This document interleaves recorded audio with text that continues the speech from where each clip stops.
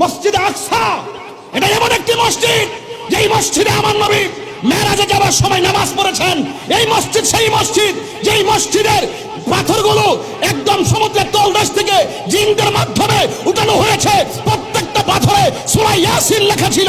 এমন মসজিদ, এই মসজিদ সেই মসজিদ যেই মসজিদ মুসলমানদের প্রথম কিবলা ছিল।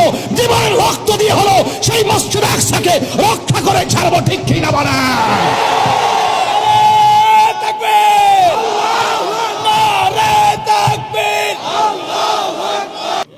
এবার মিল্লামিশা চলেন, সবাই মিল্লামিশা লন, আমরা ফিলিস্তিন যাই। কতক্ষণ ঠিক না বেঠি?